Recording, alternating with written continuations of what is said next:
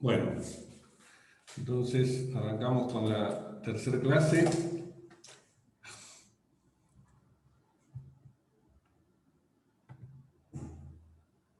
Tenemos el puntero, aquí estamos.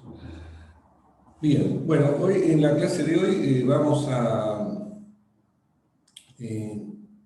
ver en toda la clase una ley importante, una propiedad importante del campo eléctrico que se conoce con el nombre de ley de Gauss. Bien, debida a Gauss, al que ustedes ya conocen del Mate 3, por un teorema que también vamos a aplicar, ese teorema que postuló allá por los 1800. Y bien, pero para verlo dentro de este escenario que estamos estudiando, dentro de la electricidad y magnetismo, vamos a definir primero una cantidad previa que vamos a necesitar para formular la ley, la cual vamos a también tratar de demostrar de alguna forma y ver sus implicancias y sus consecuencias y todo. Bien, entonces la cantidad que vamos a definir es una cantidad física, matemática, que es el flujo de campo eléctrico.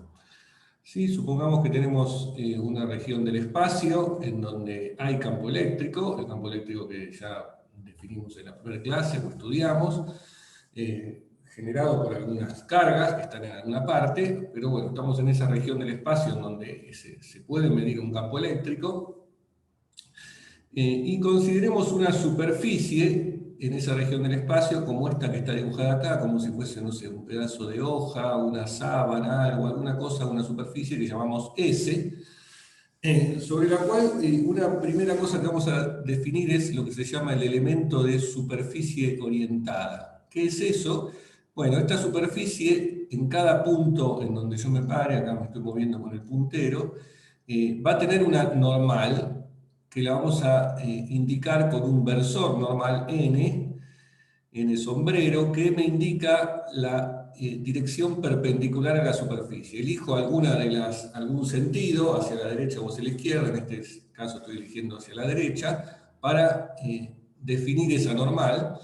Y además, bueno, vamos a considerar que en cada punto de la superficie uno puede separarla en pequeños elementitos diferenciales de superficie, y entonces se llama el elemento de superficie orientada, ds, que es un vector, ds y raya es un vector, como acá está indicado, como un vector cuyo módulo es el elemento de superficie, el tamaño de esa pequeña superficie ds, y su dirección y sentido está dada por esta normal a la superficie, ¿sí? Normal o perpendicular. Bien, eso nos define el elemento de superficie orientado, que es un vector, como dije, y en cualquier punto sobre esta superficie hay un campo eléctrico. Estamos en una región del espacio donde dijimos que hay un campo eléctrico, pero ese vector campo eléctrico, como acá está dibujado en rojo, no necesariamente apunta en la dirección de la normal, apunta para donde apunta el campo eléctrico, así, y puede formar un cierto ángulo con esta normal a la superficie. Entonces definimos esta cantidad, que se usa normalmente la letra phi, griega mayúscula, que es el flujo del campo eléctrico, como la integral sobre toda la superficie grande que tenga S del producto escalar del campo eléctrico por este diferencial de superficie orientada o elemento de superficie orientada. O explícitamente, usando la definición que ya dimos del elemento de superficie orientado, el producto escalar del campo eléctrico con la normal a la superficie en cada punto, diferencial de superficie. Si esta es una integral de superficie, o sea que en algún sistema de coordenadas que utilicemos va a ser una integral doble, ¿no? Porque intervienen siempre en una superficie dos coordenadas, dos parámetros. Bueno, el nombre de flujo de campo eléctrico se origina en una idea que ustedes posiblemente la vean en la materia física 4, cuando vean la parte de teoría cinética, gases, y estudien el movimiento de las partículas en un gas. También lo van a ver en estructura 1, que es la materia de fluidos de la carrera. Y la idea es que el flujo, por ejemplo, si uno quiere medir el flujo de partículas en un gas, se calcula con una integral de este tipo. Lo que uno hace para mirar el flujo de partículas en un gas, que significa cuántas partículas atraviesan una superficie dada por unidad de tiempo, o en este caso, si se trata de un gas con partículas que tienen masa, lo que podríamos querer estar haciendo es medir la masa que atraviesa, o la cantidad de masa que atraviesa una superficie S por unidad de tiempo. Eso se calcula como el flujo de este vector dado por la densidad de masa, la velocidad de las partículas, producto escalar del diferencial de superficie orientada. ¿Sí? Este producto escalar lo que me mide es el flujo neto de partículas en la dirección dada por la normal a la superficie. ¿Sí? Por eso hay un producto escalar, porque me va a dar la componente de la velocidad en esa dirección normal. Y eso, como dije, lo que al integrarlo sobre toda la superficie me da una idea, me calcula cuánta masa atraviesa la superficie por unidad de tiempo.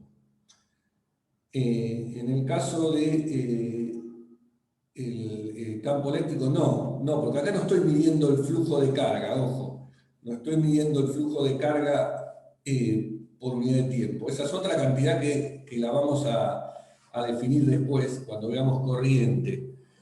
Acá estoy definiendo el flujo del campo eléctrico exactamente siguiendo esta receta, es decir, el flujo de un campo vectorial se define como hacer el producto escalar de ese campo vectorial por el diferencial de superficie orientada. Sí, en verdad, esto, la palabra flujo quizás induce a una confusión de pensar que hay algo que fluye. Y ya habíamos dicho que para el campo eléctrico, la idea del campo eléctrico, la mejor forma de interpretarlo es como una propiedad del espacio, dado algo que es generado por un conjunto de cargas, y no hay nada que esté fluyendo, no hay un fluido eléctrico que se esté moviendo. Si bien después vamos a ver que cuando las cargas se muevan, ahí sí uno puede interpretar ese movimiento de cargas como un flujo de algo, ¿no? Como una corriente, que eso, como ya dije cuántas veces, queda para más adelante. De hecho, en esta parte de la materia las cargas están quietas, ¿no? Las cargas estamos en electrostática, las cargas están en reposo, y lo que hacemos es mirar propiedades del campo eléctrico generadas por estas cargas. Bueno, una propiedad de ese campo eléctrico es la que vamos a estudiar en esta clase de hoy, y que tiene que ver con esta cantidad, con el flujo de campo eléctrico, ¿sí? Definido de esta forma. Bien, bueno, en el caso en que la superficie sea cerrada, ¿a qué me refiero con eso? Bueno, por ejemplo, acá tengo esta bola, esta esfera, o una papa, podría ser una superficie cualquiera, en este caso es una esfera medio deformada, está rodeada por una superficie, y vamos a decir que esta superficie es cerrada porque encierra un volumen, ¿sí? En este caso, en el de arriba, no era una superficie cerrada, era un pedazo de hoja. Ahora sí es una superficie cerrada, y vamos a introducir la noción de normal exterior a la superficie, que es la normal que apunta hacia afuera de la superficie, y definimos así el flujo, es la misma definición, solo que teniendo en cuenta que la superficie es cerrada, le ponemos este circulito acá al integral, para indicar que estamos aplicando el flujo de campo eléctrico a una superficie cerrada. Que hacemos la aclaración de que esta superficie es lo que se llama matemáticamente orientable. ¿Qué quiere decir? Es que tiene una normal exterior, como esta que está dibujada acá, apuntando hacia afuera, y una normal interior que sería en la dirección contraria, en el sentido contrario. Bueno, hay que aclarar eso, que lo aplicamos esto para superficies que sean orientables, porque podría pasar, los matemáticos siempre se las ingenian para encontrar cosas raras, que sean superficies cerradas pero que no sean orientables. Y una de ellas muy conocida es por la banda de Möbius, que está dibujada aquí, que capaz que ustedes alguna vez vieron, o hay alguna película donde hablan de esto, es medio rara, bizarra. Esta superficie bastante rara que postuló este señor, y la vieron en Mate 3, bien, acá, Guadalupe, esta superficie lo que tiene es que si uno dibuja la normal a la superficie, empieza por ejemplo en este punto donde tengo el puntero, y voy moviéndome con la normal a través de la superficie. Cuando doy toda la vuelta, la normal me queda del otro lado. Es decir, que la normal a la superficie no es una cantidad matemática que sea continua, porque cuando me voy moviendo, voy del otro y llego al mismo punto, me quedo como un salto, la normal cambió de lado. No pasa eso, por ejemplo, en esta esfera. ¿No? Si yo arranco con la normal acá y me voy moviendo, doy toda la vuelta a la esfera, vuelvo a la misma normal, ¿no? Bueno, esto con esta cosa rarísima no pasa. Y entonces, no hay una clara noción de cuál es la normal exterior, ¿no? ¿Cuál sería esta, apuntando allá, o del otro para el otro lado? Entonces ahí no puedo definir este flujo porque no sé cuál es la normal exterior. Pero en las esferas, en las papas, en las cosas normales, sí. Acá me dice Marcos la botella de Klein. Sí, ese es otro ejemplo que habrán visto en Mate 3 o por algún lado. Bien, bueno, obviamente vamos a ignorar estas superficies raras y nos vamos a quedar con las más normales. Bien, bueno, entonces estamos encaminándonos, como dije, a la ley de Gauss, que es el tema de esta clase, que toda la clase va a ser sobre la ley de Gauss. Y por ahora lo que definimos fue esta cantidad flujo de campo eléctrico. Bien. Bueno, vamos, ya que lo definimos, ahora vamos a calcularlo el flujo de campo eléctrico para algún ejemplo. Y de los pocos ejemplos que estuvimos viendo, uno de ellos es el caso de una carga puntual. Sabemos cómo es el campo eléctrico de una carga puntual. Lo sabemos a partir de la ley de Coulomb, que nos da la fuerza eléctrica generada por una carga puntual, dividimos la fuerza por la carga de prueba y eso nos da el campo eléctrico. Y supongamos que esa carga puntual la llamamos Q sub 0, la cual por conveniencia la colocamos en el origen de coordenadas, o dicho de otra forma, colocamos el origen de coordenadas en donde está la carga puntual. Es un sistema de coordenadas, acá está dibujado, X y Z cartesiano, el origen está allí, y si la carga puntual esta vale Q0, el campo eléctrico que genera está dado por esta expresión. La constante eléctrica acá, Q0 por el vector R dividido el módulo del vector R al cubo. O puesto con el versor R, nos queda K por Q0, R versor dividido R cuadrado. ¿Sí? La dependencia con 1 sobre R cuadrado conocida del campo eléctrico, donde R es la distancia a la carga Q0, ¿no? R a secas, y R vector sería el vector posición de cualquier punto que yo mire. O sea, esto me da el valor del campo eléctrico en cualquier punto campo del espacio R vector, ¿sí? Definido para todos los puntos del espacio, excepto para el origen, en donde no tiene sentido calcularlo porque la carga ahí dejaría de ser puntual. Bien, bueno, dado este campo eléctrico en todo punto del espacio, podemos calcular ahora el flujo a través de alguna superficie que querramos, ¿sí? El flujo de campo eléctrico, como dijimos, se define como una integral de superficie sobre alguna superficie que yo elija. Va a dar distinto para distintos tipos de superficie. Bueno, elijamos algún tipo de superficie en el cual sea sencillo calcularlo. ¿Sí? Matemáticamente, quizás la superficie más sencilla, o sin duda la superficie más sencilla, es una esfera. Entonces, calculemos el flujo ahora a través de una superficie esférica, y vamos a considerar esferas de distintos radios, radio R1, R2, R sub i genérico, ¿sí? Acá hay dibujadas 3 superficies de ese tipo, R1 sería este en azul, R2 este otro, y R sub i uno genérico este, y para cada radio tenemos una superficie esférica S1, S2 o S sub i. ¿Sí? Y vamos a definir o calcular el flujo phi sub i como la integral sobre la superficie esférica S sub i, que es una superficie cerrada, por eso le ponemos este circulito, del campo eléctrico por la normal de esa superficie diferencial de superficie. Bien, bueno, ¿cuánto vale la normal en una superficie esférica? Bueno, es fácil darse cuenta que la normal coincide con el R versor, ¿sí? Esta sería la normal, acá hay otro dibujo de la normal. Si tengo un diferencial de superficie orientada sobre la esfera, que es un pedacito de esfera, ¿no? Como un parche sobre la esfera, que uno le pone, por ejemplo, una pelota de fútbol. Ese parche tiene una normal que apunta hacia afuera y apunta hacia afuera en la dirección radial, por eso el N versor, la normal, el versor normal coincide con el R versor que conocemos de las coordenadas esféricas. Entonces, con esa interpretación, ahora lo que hacemos es, para calcular el flujo del campo eléctrico sobre la superficie esta genérica S sub I, es reemplazar la expresión del campo eléctrico. ¿De dónde la sacamos? Bueno, de esto que está acá arriba. Usemos esta, por ejemplo, K por Q0 R versor sobre R cuadrado, aquí está escrito el campo eléctrico, producto escalar, la normal que dijimos que es R versor, diferencial de superficie, y hay que integrarlo esto en esta superficie.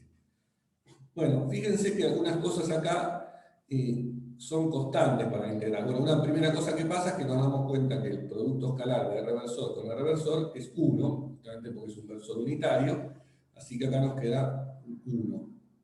Y lo otro que nos damos cuenta es, bueno, K es constante, seguro que la podemos sacar afuera, Q0 es constante, es la carga, la única carga que hay, la sacamos afuera, y R corresponde al radio de la esfera de radio SI, porque la integral la estoy haciendo sobre la esfera de superficie SI, ¿correcto? Entonces, este R que tengo acá, que me aparece acá en el integrando, para esta superficie es una constante también, es el valor del radio de esa esfera, o sea, R sub I, que también saco fuera de la integral. O sea, saco todo fuera de la integral y me quedó K por Q0 dividido R sub I al cuadrado, la integral solamente del diferencial de superficie.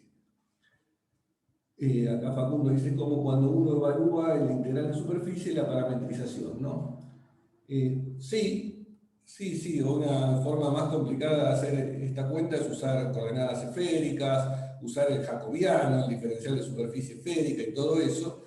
No hace falta para hacer esto acá, porque me basta con darme cuenta un poco de la matemática como la estoy haciendo acá, y ahora van a ver que me la arreglo de la forma que lo estoy contando.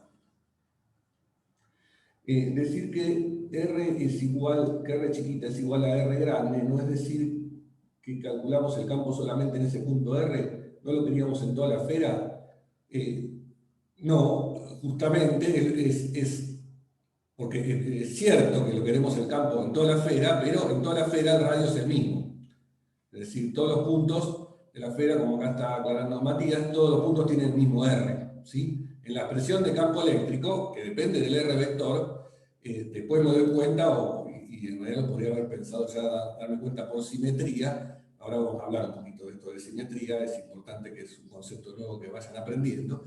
El campo vale lo mismo para todos los puntos sobre una esfera, ¿sí? Porque depende solo del radio como módulo. Entonces solo depende de eso. Bien. Bueno, entonces llegué hasta aquí, y eso fue lo que pasó acá, ¿no? O sea, justamente como el R es el mismo para todos los puntos de esa esfera, salió afuera de la integral. Bueno, y me quedó este factor K por Q0 dividido R al cuadrado por la integral en la esfera de radio R sub I del diferencial de superficie. Bueno, ¿qué es esto? Esta integral cerrada del diferencial de superficie. ¿A qué corresponde? ¿El volumen? No, el área, ¿no? Es una integral de superficie, es el área. Es el área, como acá también acota Lara, Sergio, varios pusieron en el chat. Bien, esto es el área. No pasa nada, no se puede confundir. Justamente, sí, cuando uno hace integral de superficie, encierra un volumen, y eso también va a tener que ver con una propiedad que vamos a ver después. Pero bueno, dejémoslo. Acá simplemente es la integral de superficie del diferencial de superficie, es el área, que la voy a llamar S sub I. Bueno, el área de una esfera es algo que ustedes deben saber del secundario, de ninguna de las mates, 1, ni 2, ni 3. Y allí aprendieron que el área de una esfera de radio RI es 4pi por RI al cuadrado. Y acá está escrito eso, ¿no? El área de la esfera, 4pi por RI al cuadrado. O sea, la esfera, su área, crece con el radio al cuadrado, ¿sí? Casualmente crece con el radio al cuadrado de la misma forma que el campo eléctrico decrece con el radio al cuadrado. O sea que, ¿qué va a pasar acá? Y se va a cancelar el RI al cuadrado del crecimiento del área de la esfera con el RI al cuadrado del decrecimiento del campo. O sea que estas dos cosas se cancelan y mágicamente me queda que el flujo a través de la superficie esférica S sub I es 4pi por K por Q0, es decir, que es constante, es independiente del radio de la esfera, o sea, no depende del radio de la esfera. El flujo del campo eléctrico a través de cualquier superficie esférica, concéntrica, con una carga puntual, solo depende del valor de la carga puntual, Q0, y de esta constante, la constante eléctrica. ¿Bien? ¿Sí? Esto es una propiedad que acabamos de obtener, deducir de la expresión de la ley de Coulomb, si quieren. O sea, la ley de Coulomb, que nos dice la dependencia del campo eléctrico con la distancia, como consecuencia tiene que el flujo a través de cualquier superficie esférica que encierre la carga, como estas que están aquí dibujadas, me da 4 πk por Q0. Bueno, si recordamos la otra constante de la cual hablamos, epsilon 0 estaba definido justamente como 1 sobre 4 πk, así que 4 πk es 1 sobre epsilon 0, o sea que otra forma de escribir esto es como Q0 dividido epsilon 0. Bien. Bueno, este es un resultado que obtuvimos, dije, como consecuencia de la ley de Coulomb y de la definición de flujo de campo eléctrico. Bueno, es clave en la cuenta esa, y yo lo remarqué cuando la estábamos haciendo, en ese resultado, que el campo eléctrico sea proporcional a la inversa de la distancia, que es el radio, al cuadrado, tanto como el área de la esfera es proporcional al radio al cuadrado. Pero bueno, lo que resulta es, y es una propiedad geométrica importante, que nosotros usamos superficies esféricas porque era lo más fácil para calcular el flujo, ¿sí? Porque salían todas las cosas afuera de la integral y después me quedaba la integral de una esfera, de una superficie esférica que la conozco, pero resulta que cualquier otra superficie que se use para hacer esta cuenta, que encierra la carga, esto es clave, que la carga Q0 quede encerrada, es decir, cualquier superficie que yo use, va a pasar el flujo a través de esa superficie, por más que sea una superficie medio rara y deformada, va a seguir dando Q0 dividido epsilon 0, independientemente de la superficie que usemos. ¿Sí? Bueno, eso ahora lo vamos a intentar demostrar, con una demostración como muchas de las que hacemos en física, tratando de tener un poquito de rigurosidad matemática, pero no tanta. Eso lo vamos a demostrar ahora para un caso más genérico, incluso para un caso en que tengamos muchas cargas. Pero vale eso, es una propiedad matemática que no importa la superficie que yo utilice, el flujo del campo eléctrico a través de esa superficie cerrada, si encierra la carga Q0, va a valer Q0 sobre epsilon 0. Otra propiedad que va a ocurrir, otra cosa que va a pasar, es que si utilizamos una superficie también cerrada, pero que ahora no encierra la carga, o sea, una superficie por algún otro lado, si en el caso anterior, si yo hubiese dibujado una esfera con centro en algún otro punto, que no encierre a la carga puntual que estaba generando el campo, allí el flujo a través de esa superficie que no encierra la carga me va a dar 0. Y finalmente, este es el postulado, y esto es la ley de Gauss, que como dije ahora vamos a intentar justificar, es el hecho de que si tenemos, en vez de una sola carga, tenemos muchas cargas, podemos generalizar este resultado usando el principio de superposición, y lo que vamos a obtener es que el flujo a través de una superficie cerrada, que encierre a un cierto número de cargas, va a dar la suma de las cargas dividido por epsilon 0. ¿Sí? O sea, cuando teníamos una sola carga, me daba la única carga Q0 dividido epsilon 0. Bueno, si ahora conseguimos una superficie que encierra un conjunto de varias cargas, m cargas, el flujo a través de esa superficie que encierra todas esas cargas va a ser la suma de las cargas dividido epsilon 0. Ese es el resultado que se conoce como la ley de Gauss. ¿Bien? Bueno, entonces formulémosla ahora, la ley de Gauss, y tratemos de demostrarla. Gauss encontró esta ley, llegó a este resultado en 1835, en el siglo XIX. Acá hay un link a Gauss, a su biografía en la Wikipedia. Bueno, vamos a ver que este resultado al cual arribó Gauss, con un razonamiento bastante parecido al que vamos a contar aquí, en realidad Newton también había llegado a lo mismo 2 siglos antes para el campo gravitatorio. Pero bueno, me estoy adelantando un comentario histórico que iba a hacer después. Entonces, quedémonos ahora, entonces repitamos el enunciado. y tratemos de ver si lo podemos demostrar o justificar.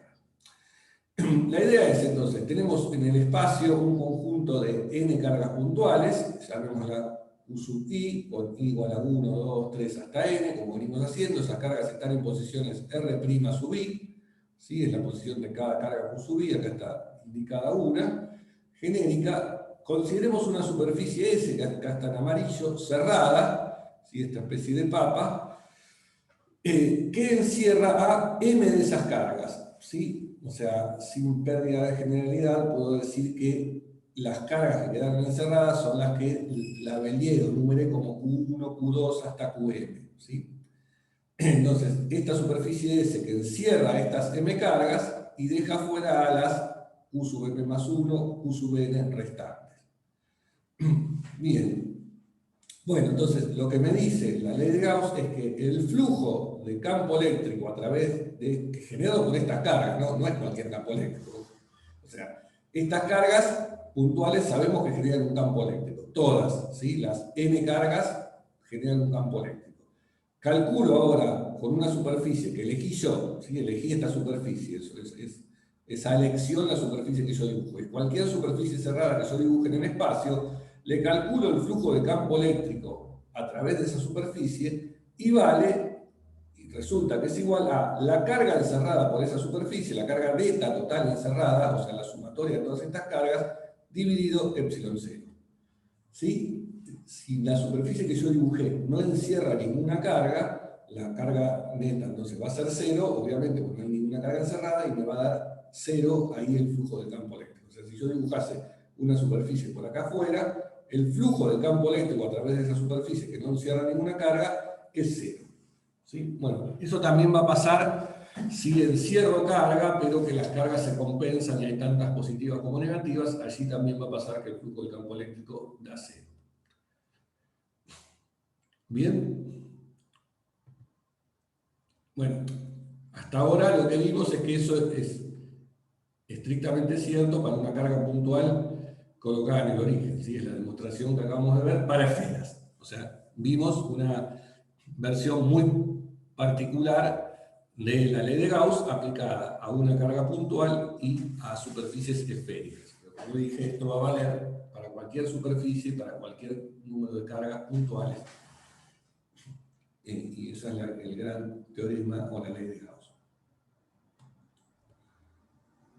Bueno, lo que vamos a hacer entonces es usar la ley de Coulomb. Es decir, lo que vamos a hacer ahora en este camino es ir de Coulomb a Gauss. O sea, sabiendo la ley de Coulomb, vamos a demostrar la ley de Gauss. Después vamos a hacer el inverso. Eso es interesante porque también se puede hacer. Entonces, partiendo de la ley de Coulomb, que en realidad es la expresión del campo eléctrico dado un conjunto de cargas puntuales, lo que sabemos es que dado ese conjunto de cargas puntuales, Q sub i desde Q1 hasta Qn, el campo eléctrico en cualquier punto del espacio está dada por esta expresión, ¿sí? Es la sumatoria de todas las cargas de cada constante eléctrica K por la carga Q sub i por el vector posición R, donde yo quiero calcular el campo eléctrico, menos el vector posición de la carga puntual correspondiente, R' sub i, dividido el módulo de ese vector R menos R' sub i al cubo. ¿Correcto? Bien, dado que esta es la expresión genérica para el campo eléctrico, calculemos ahora el flujo del campo eléctrico a través de esta superficie S que yo dibujé, que está aquí en amarillo. Bueno, eso va a ser calcular la integral cerrada del campo eléctrico por el diferencial de superficie. Esa integral, entonces, que tengo que hacer es la integral de la suma de todas las integrales de estas, la integral de toda esta suma, que como es una integral, la integral es lineal, la integral de la suma de cosas es la suma de las integrales de esto, y además una cosa que me doy cuenta es que para cada integral que tengo que hacer, la integral es una cantidad geométrica, o sea, es algo que depende de la superficie, pero este factor K y Q sub i no dependen de la geometría. Bueno, K es una constante y Q sub i es el valor de la carga, esto no depende de la posición, y entonces la puedo sacar afuera de la integral. O sea, no es una cantidad que me varíe con la integral que tengo que hacer. Y entonces lo que me queda es la integral de este factor geométrico, r menos r' sub i, dividido módulo de r menos r' sub i al cubo, por el diferencial de superficie. ¿Sí? O sea, repito, reemplacé la presión del campo eléctrico aquí, tengo que hacer esta integral, la integral de esta sumatoria, esto es la suma de las integrales, y además me doy cuenta de que este factor sale afuera de cada integral y me queda la suma de estas integrales con este factor que corresponde a cada una. Bien, bueno, resulta este factor geométrico que está acá, este r menos r' sobre r menos r' al cubo, por el diferencial de superficie, que es un factor geométrico que va cambiando a medida que yo me muevo sobre la superficie, tiene un nombre y se lo llama d omegón sub i, y se lo conoce con el nombre de diferencial de ángulo sólido, con centro en r' sub i. ¿Sí? Es esto que está escrito acá abajo, aparte, de omega sub i, como dije, es este producto escalar entre el vector r menos r' dividido r menos r' al cubo por el punto escalar diferencial de superficie. Se lo conoce con el nombre de diferencial de ángulo sólido con centro en r'. Bueno, veamos un poco a qué nos referimos cuando hablamos de ángulo sólido. La idea de ángulo sólido es una extensión de la idea de ángulo, que ustedes ya conocían de matemática, el ángulo que subtiende algún radio vector al moverse sobre un círculo, por ejemplo. Acá es extenderlo a una dimensión más, o sea, el diferencial de ángulo sólido mide en algún sentido un ángulo en una superficie. ¿Sí? Y una forma de empezar a entender de qué se trata es considerar el caso de, supongamos que tenemos el origen de coordenadas en este punto acá donde estoy dibujándolo, con el puntero, marcándolo con el puntero láser, y consideremos esferas concéntricas alrededor de este punto. Una esfera, por ejemplo, podría tener radio 1, la esfera de radio unitario, y este es un pedacito dentro de esa esfera. Consideremos ahora una esfera de radio R, acá está en rojo el radio de esa esfera y acá considero otro pedacito de esa esfera. Y supongamos ahora que yo tengo un diferencial de superficie, como está marcado acá en amarillo, en cualquier punto del espacio, o sea, podría ser el diferencial de superficie dentro de esta superficie que dibujé acá en amarillo. ¿Sí? Acá es como que estoy haciendo un zoom en una parte de esa superficie. Y hagamos lo que podemos entender como una proyección de este diferencial de superficie sobre la esfera de radio R, donde R es la distancia de este elemento de superficie al origen del sistema de coordenadas. ¿Sí? Entonces, supongamos que tengo este pedacito de superficie, digo que la posición de este pedacito de superficie está marcada, o su distancia al origen está dada por este R, y proyectemos este pedacito de superficie en la esfera de radio R, que pasa por ahí, o que es, digamos, tangente como a este punto en donde está apoyada esta superficie. Entonces, la proyección de esta superficie es esto que estoy acá indicando como ds sub n. ¿Sí? Esta superficie tiene normal n, que apunta hacia allá, y su proyección está dada por el producto entre el diferencial de superficie y el coseno de este ángulo θ, que es un ángulo que tiene que ver con el ángulo entre la normal y el radio vector R o el R versor. En realidad es pi sobre 2 menos s, pero bueno, la proyección está dada por este coseno, ¿sí? Este diferencial de superficie. Bueno, resulta que si por propiedades geométricas de la esfera, si ustedes hacen la proyección de este diferencial de superficie, que llamen S sub n, ¿sí? Que sería el área de este pedacito, ¿no? Dividido el radio al cuadrado, esto da lo mismo si hacen esta cuenta para cualquier pedacito de esfera de radio arbitrario, en particular si uso la esfera de radio 1, este cociente me da lo mismo que el diferencial de superficie de la esfera de radio 1 dividido ese radio 1 al cuadrado, que es esto que está escrito acá. Bueno, a este pedacito de superficie sobre la esfera de radio 1 es lo que entendemos como el diferencial de ángulo sólido subtendido por este radio vector cuando dibujo esta superficie de sub Sn. Bueno, este diferencial de superficie proyectado es ds por el coseno de θ, como hemos dicho antes, dividido r cuadrado. Ahora resulta que este coseno de θ tiene que ver con el producto escalar entre la normal y el R versor, o sea, n por R. O sea que esto mismo se puede escribir también como está acá, como ds n versor por R versor, y dándome cuenta que R versor sobre R cuadrado también lo puedo escribir como R vector sobre R al cubo, bueno, lo hago así. Entonces me queda ds por R vector dividido R al cubo. Puedo volver a aplicar esa primera igualdad. Esta, supongo que te referís a la primera igualdad, que es el cociente entre el diferencial de superficie de una esfera de radio R y el diferencial de superficie de una esfera de radio 1. O sea, si uno hace un pedacito de esfera dividido, que es este diferencial de superficie, dividido el radio de esa esfera al cuadrado, por cómo va creciendo el área de la esfera, este cociente es una constante, o sea, vale lo mismo para cualquier esfera de radio R. ¿Sí? En particular, uso la esfera de radio 1 para definir el diferencial de ángulo sólido. Es nada, es geometría. Es lo mismo que decir que el área de la esfera va como 4πr al cuadrado. ¿Sí? Lo mismo pasa con el pedacito del área de esfera. Bien, entonces a lo que llegué es que si miré toda la igualdad que fui usando distintas identidades que tenía escritas, es que este diferencial omega, que es el área de una esfera de radio unitaria, el diferencial de área, perdón, de una esfera de radio unitaria, esto que vale de omega, ¿no? Porque de omega sobre 1 al cuadrado de omega, es igual al producto escalar entre el diferencial de superficie orientada, ds, por R vector dividido R al cubo. ¿Sí? Que esto es exactamente este factor que está acá, ¿no? Es R por ds dividido R al cubo. Bueno, con una pequeña diferencia. Acá, en vez de tener R solo, como lo tengo acá, en este pedacito de dibujo que tenía, acá tengo R menos R' sub i. Bueno, esto es simplemente cambiar el origen de coordenadas a el punto R' sub i. Es decir, que por eso a esto se lo llama el diferencial de ángulo sólido con centro en R' sub i. Sí, porque estoy como cambiando el origen del sistema de coordenadas a ese R' sub i.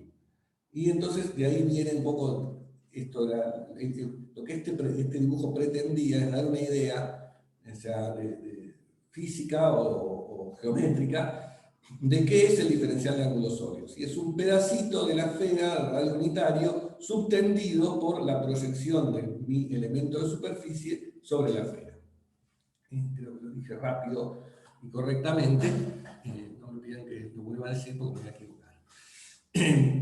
Bien, bueno, entonces al fin y al cabo, para la gente que no se quiere complicar demasiado, esto es una cantidad matemática. Y resulta que esta cantidad matemática cumple con esta propiedad. Resulta que cuando yo integro esto, que es lo que tengo que hacer, sobre toda una superficie, ¿sí? Tengo que integrar, y eso es lo que, recordemos de dónde venía esto, por dónde aparecía. Aparecía en esta integral que me servía para calcular el flujo de campo eléctrico. ¿Sí? Fui por acá, fui avanzando y llegué a esto. Tengo que integrar el diferencial de ángulo sólido en toda la superficie. Bueno, cuando uno tiene que integrar el diferencial de ángulo sólido en toda la superficie, lo que está integrando es las proyecciones en cada punto de la superficie sobre una esfera de radio unitario, o sea, la integral de este de omega alrededor de toda una superficie esférica de radio unitario. Bueno, como es la integral a lo largo o a través de toda una superficie de radio unitario, esa integral me va a dar el área de esa superficie de radio unitario, que es 4pi por r al cuadrado, donde r vale 1, o sea, 4pi.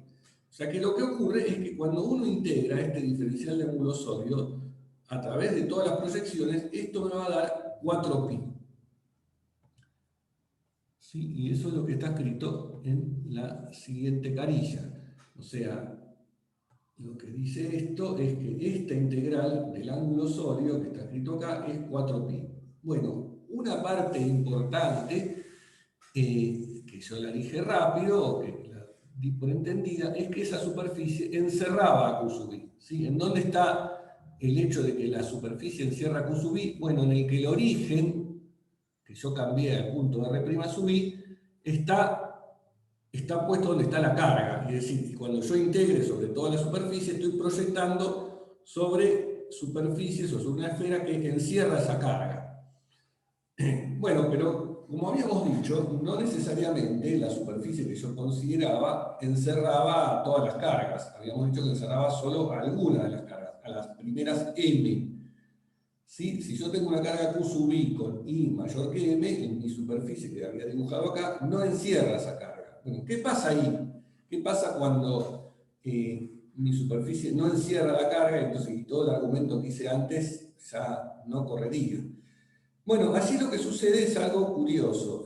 Uno puede igual hacer estas integrales, de hecho lo tiene que hacer para hacer la cuenta, y lo que pasa es que cada pedacito de superficie proyecta sobre un pedacito de esfera, pero cuando yo dé toda la vuelta a la superficie me voy a encontrar con otra de otro lado que proyecta sobre la esfera, pero con la normal apuntando hacia el otro lado. Y va compensado, o sea, es como que este pedacito de la superficie, como acá está dibujada esa situación, tengo la carga que está fuera de la superficie, proyecta con un ángulo sólido que apunta hacia allá y que tiene este signo, y cuando proyecto sobre este lado, el ángulo sólido tiene este otro signo, es decir, este de omega tiene signo. ¿Por qué? Porque el producto escalar puede darme positivo o negativo según apunte la normal a mi superficie y según apunte el R vector, ¿no? O el R menos R' sub vector en este caso. Es decir, esto tiene signo, este producto escalar, y resulta que si la carga está fuera de la superficie, los signos se compensan, mientras que el ángulo subtendido es siempre el mismo, ¿no? Es la proyección sobre la esfera, y eso va a dar siempre lo mismo. Entonces, pasa que cuando la carga está fuera de la superficie S que yo estoy dibujando, la suma de todos los ángulos sólidos se va a ir compensando, como acá está mostrado para este par de ángulos sólidos, y la integral total me va a dar 0. Entonces, volvamos a la cuenta que estábamos haciendo. Veníamos diciendo que el flujo del campo eléctrico era esto, era esta sumatoria de integrales. Estas integrales tenía que hacer la integral del ángulo sólido sobre cada, correspondiente a cada carga Q sub I, y lo que aprendimos es que si la carga Q sub I está encerrada por S, esa integral me da 4pi, mientras que la carga está fuera de S, esa integral me da 0. Entonces, de esta sumatoria, que es sobre todas las cargas, sobre las n cargas, ¿sí? Esto salía de, ¿por qué había que sumar sobre todas las cargas? Bueno, porque era el campo eléctrico generado por todas las cargas. Pero cuando hago las integrales, se me anulan las cargas que están afuera de la superficie que yo dibujé, y por lo tanto, entonces, la suma me queda solo restringida a las m cargas encerradas. Finalmente, entonces, me queda, y en ese caso, la integral dijimos que da 4pi, lo acabamos de demostrar, más o menos geométricamente. Como yo dije, esa demostración tenía un límite en su rigurosidad, que es la que yo le puedo dar. Lo que me dice entonces esto es que este flujo es la suma de este 4pi, y el K salen afuera de la suma, porque no dependen del índice, el cual estoy sumando. Me queda 4πk de la suma sobre todas las cargas encerradas Q sub I. O sea, escrito de otra forma, 4πk por la carga encerrada por S. ¿Sí? La superficie que yo dibujé encierra una carga neta, y lo que me dice entonces esta propiedad es que el flujo de campo eléctrico a través de esa superficie es 4pi por la carga encerrada. 4πk, perdón, la carga encerrada. Bueno, usando nuevamente que K es 1 sobre 4pi epsilon 0, lo que me queda es que, es una forma de expresarlo, es que es la carga encerrada dividido epsilon 0. En la sumatoria se cambia n por m por A con especial. Sí, por lo que acabo de decir antes.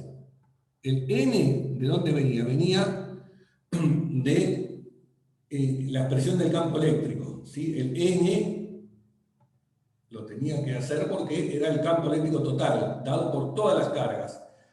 El m corresponde a las cargas que encerró la superficie. Como yo estoy integrando el campo eléctrico sobre esa superficie, es ahí donde esta suma se me limita al m. ¿Por qué se me limita al m? Porque cuando integre sobre las cargas que están afuera de la superficie, la integral me va a contribuir con un 0, no me va a contribuir con nada. ¿Correcto?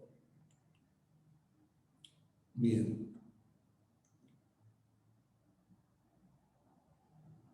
Bien. Perdón, una pregunta.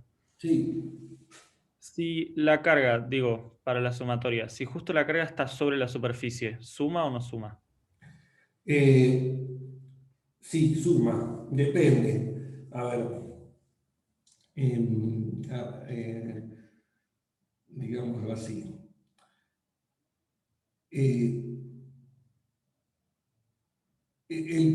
O sea, un punto en la superficie es un punto de medida, es como se llama un punto de medida nula, o sea, no afecta a la integral del flujo.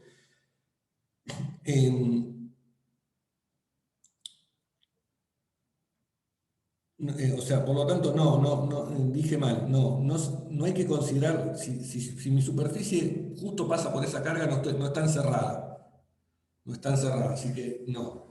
Igual no tiene sentido así, o sea, uno, en ese caso lo que hay que hacer es considerar la superficie que está justo pasa por debajo de ese punto o por arriba, pero si está justo sobre la superficie no la estoy encerrando, ¿no? Perfecto, Hay un gracias. ejemplo que está bueno ver en el caso del conductor. Déjame pensar. Esto siempre sale en esta pregunta.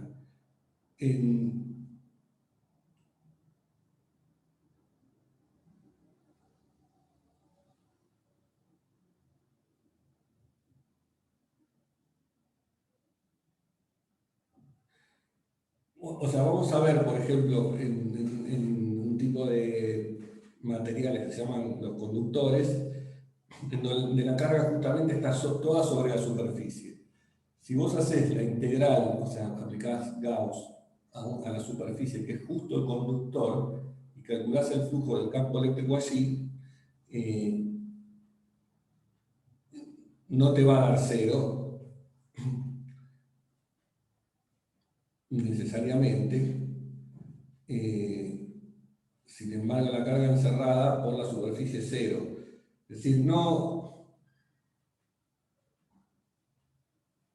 En el fondo, creo que lo que uno no puede hacer es aplicar esto cuando las cargas pasan justo por la superficie. O sea, lo que tienes que hacer es tomar una superficie, o que las encierre o que no. Tenés que como definirte. Si tomás una superficie que justo pasa por las cargas, no te sirve esto. Además, bueno, hay otra cuestión acá que también influye, es que alguien lo está diciendo por ahí. Claro, hay una suposición de que el campo eléctrico es C1, es continuo, y si justo vos tenés una carga, o sea, si tu superficie justo pasa por donde está la carga, en ese punto el campo eléctrico deja de ser continuo, ¿no? Porque se va infinito. Entonces no lo podés aplicar ahí el teorema.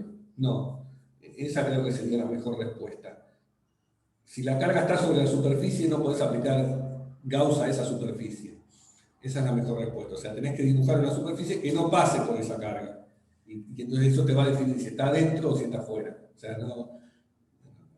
Y también es medio una especie de capricho, ¿no? De decir, bueno, quiero pasar la superficie por ahí. Agarrarla y mover la superficie un pedacito, un pequeño límite, y aplicarlo allí, y listo, que es lo que en el fondo uno necesita.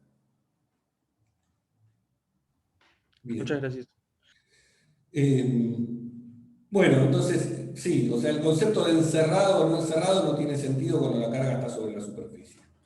Y el teorema de Gauss, entonces, finalmente, espero haberlo demostrado de alguna forma, o haberlo convencido, lo que dice es que el flujo de campo eléctrico a través de una superficie que yo dibuje va a ser la carga encerrada por esa superficie dividido epsilon 0. Bien, y esa es la formulación final y completa de la ley de Gauss, que acabamos de ver como consecuencia, si quieren, de la ley de Coulomb. Bueno, uno lo puede aplicar también para distribuciones de carga. Acá lo vimos para cargas puntuales, pero esto también se puede hacer con distribuciones continuas de carga. Y en ese caso, la carga encerrada por una superficie S la podemos asociar con la integral de la densidad de carga, de nuevo, o sea, considerando una distribución continua de carga, en el volumen encerrado por la superficie S, ¿sí? Aquello que en un momento alguien dijo es el volumen, algo así. Bueno, acá aparece esto del volumen. El volumen integrado, el volumen, perdón, encerrado por una superficie S, y supongamos que considero acá esta superficie S marcada con línea punteada. La carga encerrada por esta superficie S es la integral de la densidad de carga en el volumen encerrado por esta superficie S. ¿Quién es ese volumen? Es este que acá marqué en amarillo, todo este volumen. Bueno, si justo pasa como en este dibujo que la carga está solamente en una parte del volumen, bueno, puedo considerar que la densidad está dada por esta densidad en esa parte y afuera de ese volumen vale 0, y la integral que tengo que hacer, bueno, será sobre todo este volumen, pero sobre una parte va a contribuir con 0 y solamente va a intervenir este otro volumen. Bueno, en ese caso, entonces, la forma de la ley de Gauss aplicada con la distribución de carga continua queda como está escrita acá. Sigue siendo la carga encerrada dividido epsilon 0, pero la carga encerrada la escribo como la integral sobre el volumen encerrado por S de la densidad de carga diferencial de volumen dividido epsilon 0. ¿Sí? O sea, esto una pregunta. le vincula una integral de superficie con una integral de volumen. ¿Sí? Esto es una integral triple. Sí. O sea, que los datos serían la densidad de carga del cuerpo, pero el volumen sería el encerrado por la superficie. Sí. Bien, genial. Gracias. Bien. Bueno, veamos algunas propiedades y consecuencias que tiene esta ley. ¿Sí? O sea, charlemos un rato sobre la. Acá preguntaron algo más sobre las unidades. ¿Qué unidades nos quedarían al resolver la integral esa? ¿Cuál integral? Bueno, las unidades de. La última de todas, esa, la de 1 sobre la epsilon 0 y lo que sí. Bueno, la integral de la densidad de carga, esto me da unidades de Coulomb, ¿no? Así que esto me da unidades de Coulomb sobre las unidades de epsilon 0, que nunca me las acuerdo, pero Newton por a la menos 1, Coulomb a la menos cuadrado a la menos, Coulomb a la menos 2, y distancia que tiene, aparece metro. Y si no, acá, esto me da unidades de campo eléctrico por unidades de flujo.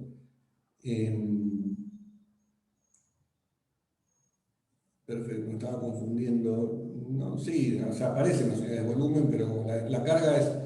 La densidad de carga, perdón, es carga por unidad de volumen, así que carga por unidad de volumen por volumen, se me cancelan los volúmenes y me queda carga, ¿no? Esto me tiene que dar carga, Coulomb.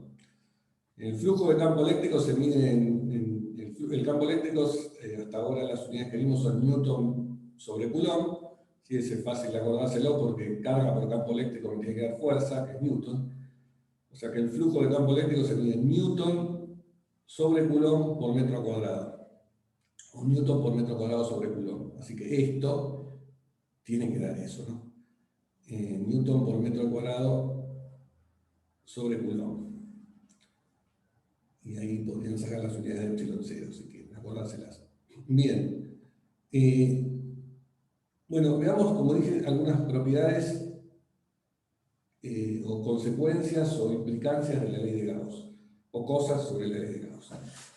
Bueno, en el caso de una carga, como vimos al principio, ¿no? De una carga Q0 puntual, lo que vemos es que si esa carga es positiva, hay un flujo saliente de campo eléctrico que tiene que ver con que el campo es radial y sale hacia afuera de una carga positiva. Así recordemos que para las cargas, el campo eléctrico sale de las cargas positivas y entra hacia las negativas, eso lo habíamos visto en la primera clase con los dibujos de las líneas de campo.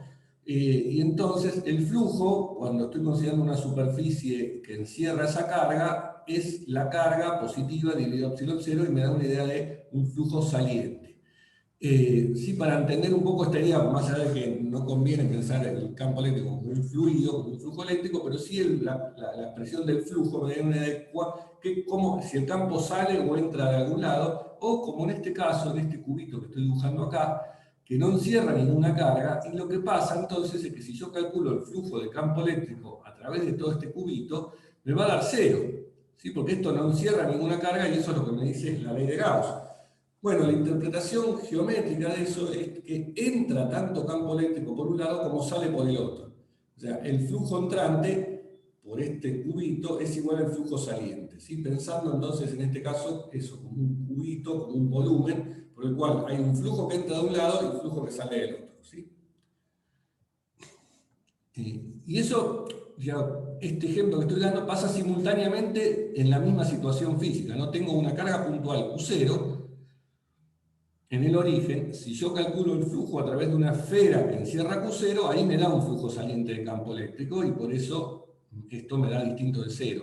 Pero si yo calculo para esa misma carga puntual el flujo del campo eléctrico en un cubito o en otra esfera que está por acá afuera, lo que entra es igual a lo que sale en este otro porque no hay nada adentro y me da cero ahí el flujo neto. ¿Correcto? Bueno, más observaciones que acá están escritas. Bueno, una observación es que la ley de Gauss la obtuvimos como consecuencia de la ley de Coulomb, ¿sí? O sea, a partir de la ley de Coulomb demostramos la ley de Gauss, ese fue el camino que tomamos. Y usamos en esa demostración un hecho esencial que es que la ley de Coulomb, la primera es que el campo eléctrico va con la inversa del cuadrado de la distancia y también el principio de superposición. O sea, esto que está en rojo acá es algo importante que usamos en la demostración. Sí, apareció en la expresión de la fórmula esa R menos R'I dividido en módulo R menos R'I al cuadrado, la usamos, es parte de la demostración que hicimos matemática, y es importante que lo hayamos usado. Y también el principio de superposición para sumar sobre distintas cargas. Bueno, estas dos propiedades no son exclusivas del campo eléctrico, hay otros campos que cumplen con estas dos propiedades, o sea, la ley de la inversa con el cuadrado de la distancia y la superposición, y el ejemplo que ustedes conocen de eso es el campo gravitatorio. Y acá viene este comentario del cual yo lo había anticipado, y es que, de hecho, Newton demostró la ley de Gauss sin hacer cálculo diferencial, sino usando geometría y una demostración bastante más intrincada, pero está en alguna parte de los principios, demostró esta propiedad de que si integraba el flujo del campo gravitatorio sobre una superficie cerrada, era igual a la masa encerrada por esa superficie. Eso a Newton le llamó mucho la atención y por eso se rompió el coco para demostrarlo, y es algo que, como dije ahora, lo vemos un poco más fácilmente a partir de la demostración o la idea de Gauss, que es más o menos la que seguimos en esta clase. Bien, bueno, eso es, o sea, estas dos cosas van de la mano, ¿no? O sea, las propiedades de cuadrado con la inversa con el cuadrado de distancia y de superposición, que también se cumplen con el campo gravitatorio, hacen que también valga la ley de Gauss para el campo gravitatorio. ¿Sí? O sea que ustedes entonces podrían haber visto esta ley de Gauss también en física 1, pero me imagino que no lo hicieron. Quizás porque en ese momento todavía no tenían el bagaje matemático que adquirieron en el Mate 3, donde empiezan a tener nociones de integrales vectoriales como esta que interviene acá, ¿no? La integral de flujo o el cálculo del flujo del campo eléctrico involucra una integral vectorial. Ustedes aprendieron a hacerlas en Mate 3, o a definirlas al menos.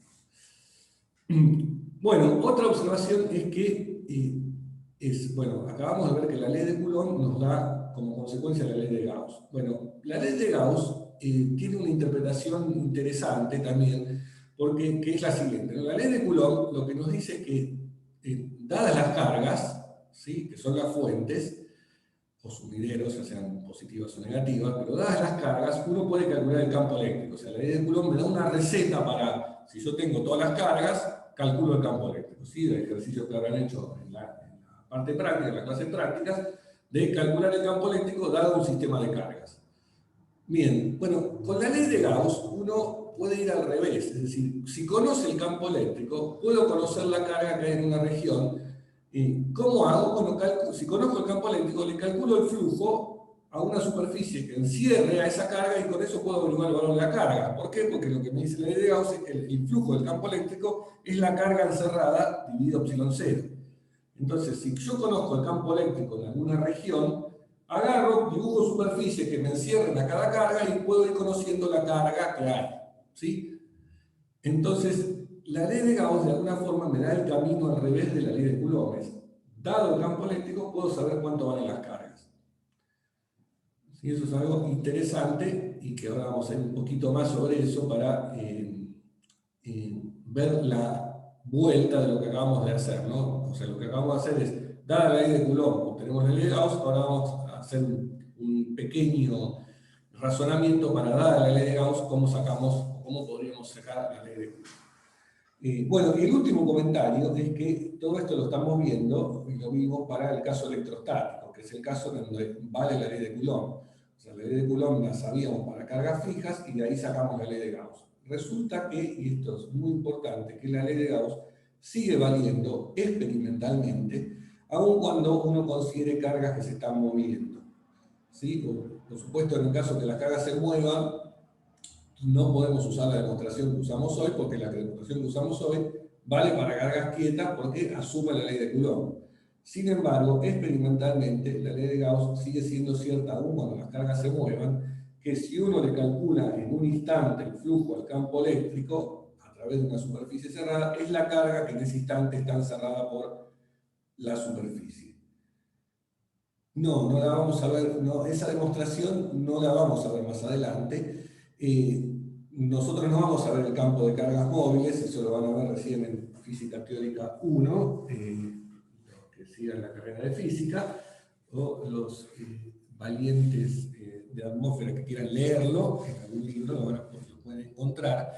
De todas formas, la mejor forma de entender la ley de Gauss es decir que es una ley, que es un resultado experimental. Y los de océano tampoco, ¿no? Entiendo que ninguno, ni Ciencias de la Atmósfera ni Océano, tienen Física Teórica 1 en su carrera. Pero se pueden ser valientes y agarrar el Jackson y leerlo. En Mecánica de Fluidos, me parece que no. Ahí ven cosas que están muy buenas, que a mí me gustan, porque yo hago fluidos, pero no ven los campos, se llaman campos retardados, y todo eso tiene que ver aparte con la teoría de la relatividad. No, creo que sí, no lo ven. Si bien usan cosas de campo eléctrico y campo magnético en varias materias de la atmósfera, pero quizá no ven toda la teoría completa.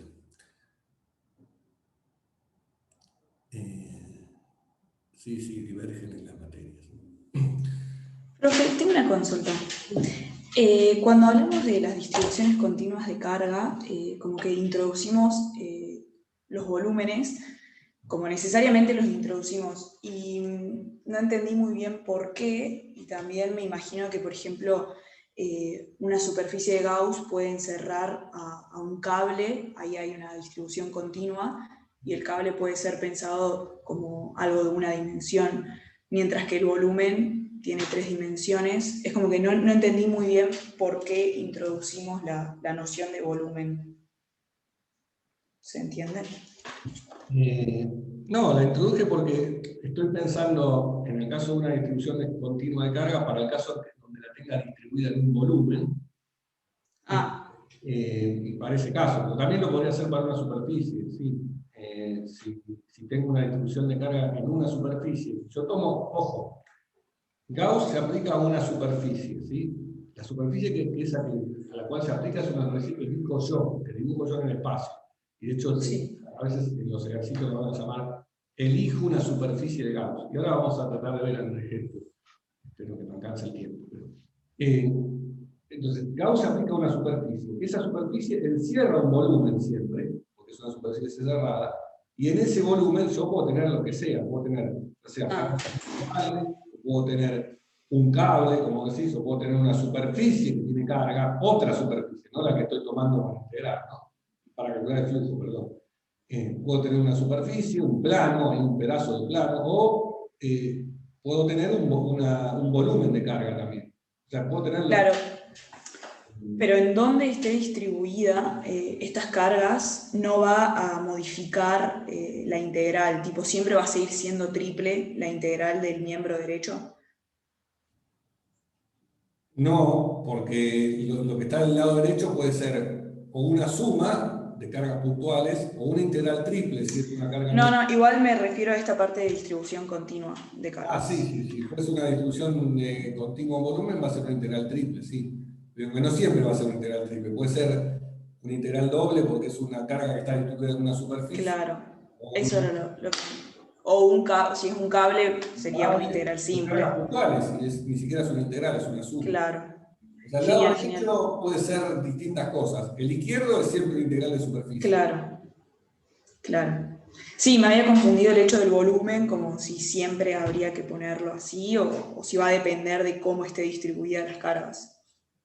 Genial, gracias. No, o sea, va a depender de cómo sean las cargas, sí. Bueno, este último comentario entonces que decía, no, pero esto, la mejor forma de entenderlo, de pensarlo, no es que sea una demostración de nada matemática como hicimos acá, sino que es una ley experimental, y de hecho la ley de Gauss es una de las 4 ecuaciones de Maxwell que vamos a ver en la última clase de la materia, y las leyes de Maxwell Maxwell la formuló desde un punto de vista diciendo, experimentalmente se comprueba esto. Digamos. Por supuesto, tienen que dar consistencia entre las leyes y otras leyes que va a haber, y hasta ahora la de Gauss no presentó ninguna inconsistencia con nada, y entonces por eso se asume y se cree que sigue siendo válida aun cuando las cargas están en movimiento. Bueno, quería hacer este comentario entonces respecto a lo que había anticipado hace un ratito, ¿no? Dije que nosotros vimos que Coulomb implica Gauss. Bueno, ahora veamos que Gauss implica Coulomb. Esto es algo que a veces yo pregunto en el final, así que si lo escuchan ya van a estar anticipados de esta pregunta que siempre hago, pero me parece que vale la pena entenderla. Supongamos ahora que voy a usar sentido común más Gauss, eso es lo que voy a usar. Supongamos que tengo una carga puntual Q0 en el origen, ¿sí? Como dijimos antes, y yo no sé la ley de Coulomb, no la conozco. O sea, lo único que sé es que tengo algo que es una carga que me genera una fuerza, que es la fuerza eléctrica, que puedo medir o lo que sea, pero no conozco la expresión matemática de la ley de Coulomb. Pero sí conozco la ley de Gauss, o sea, alguien me contó que existe una cosa que se llama campo eléctrico generado por esta carga, y que si yo integro esa cosa en una superficie cerrada, me da la carga encerrada dividido epsilon 0. Entonces, conozco el teorema de Gauss, si quieren, eso es lo que sé. Bueno, esa cosa que me dijeron que existe, que es el campo eléctrico, me dijeron que lo generó esta carga puntual. Bueno, como la carga puntual sí, anotalo al final, anótelo.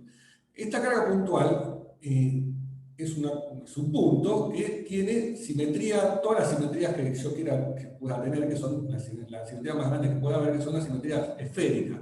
O sea, ¿qué quiere decir que tiene simetría esférica? Que ya anticipo que si el campo eléctrico es algo que depende de esa carga puntual, no va a depender del ángulo que yo esté mirando alrededor de la carga puntual. O sea, a lo sumo, si depende de algo, va a depender de la distancia a la carga, ¿sí? Porque es la carga la que me genera ese campo eléctrico, y la que me genera esa fuerza que yo puedo medir y que anticipadamente puedo decir, bueno, esa fuerza va a depender solamente de la distancia a la carga y no del ángulo. O sea que ya por simetría puedo decir que ese campo eléctrico no depende del ángulo, ni del ángulo latitudinal, ni del ángulo phi, o sea, ni de phi ni de θ, no depende solo de R. Lo otro que puedo decir es que ese campo tiene que ser radial. ¿Por qué puedo decir anticipadamente que el campo tiene que ser radial? Que puede ser hacia afuera o hacia adentro, eso no lo sé, pero sí puedo decir que es radial. Bueno, por un argumento parecido al que usamos antes, la clase pasada, cuando vimos lo del campo eléctrico de un plano. ¿Se acuerdan que en la primera parte de esa cuenta usamos algo de simetría? Y dijimos primero una cosa sobre la simetría respecto a de qué coordenadas puede depender el campo eléctrico, donde veíamos rápidamente que no podía depender de las coordenadas X e Y moviéndome en el plano, y después hubo otra parte del razonamiento de simetría que tenía que ver con las componentes del campo eléctrico. Y para hacerlo de las componentes, lo que hacíamos era girar la distribución y ver que si la girábamos, el campo eléctrico, si giraba, no podía ser, y con eso nos dimos cuenta que la única componente que podía tener el campo era la dirección perpendicular al plano.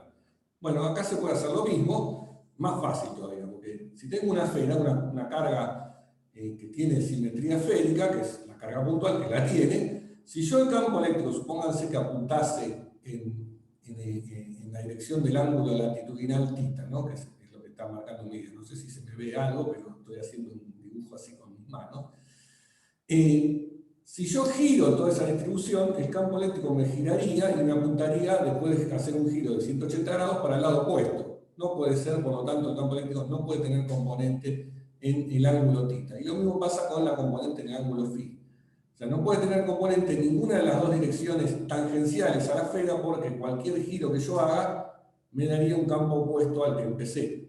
Y una vez que la giré, yo miro que la carga sigue siendo la misma, ¿no? La carga girada es una carga puntual, es lo mismo.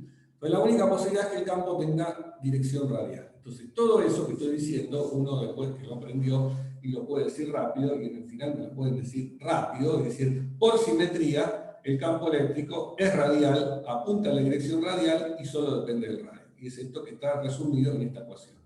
Yo con eso me conformo, no hace falta que me empiecen a hacer así con las manos ni nada, eso ya está.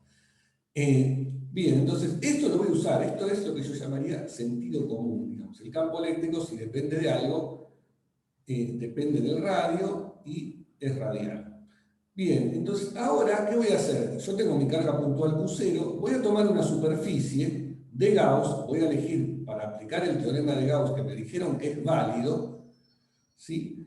Voy a usar una superficie de Gauss que sea una esfera de radio R, como las que habíamos hecho en la demostración que hicimos hace un rato al principio de la clase, ¿no? Bueno, vuelvo a hacer lo mismo, tomo una superficie esférica de radio R y aplico lo que me dijeron que vale, que es el teorema de Gauss, que es esto que está escrito acá. Bueno, ¿cuánto vale la integral del campo eléctrico en una superficie radial de radio S, de radio R? Bueno, lo que sé es que el campo eléctrico solo depende de R, como está escrito acá, y apunta en R reversor. Y si uso una superficie esférica, también sé que el diferencial de superficie orientada es el R reversor de S. Entonces voy a pasar que este producto escalar que aparece acá, de R reversor con R reversor da 1, y me queda la integral de E de R de S en la superficie SR. Pero R es constante para la superficie SR, porque estoy integrando justamente sobre esta esfera. Entonces, si R es constante, E también va a ser constante, o sea, el campo eléctrico es el mismo para todos los puntos de la superficie. Ahí estoy usando fuertemente la simetría, ¿no? Que el campo eléctrico no depende del ángulo, entonces lo puedo sacar afuera del integral. Me queda E de R, la integral de la superficie esférica, que, como sabemos, en el secundario es 4pi por R cuadrado.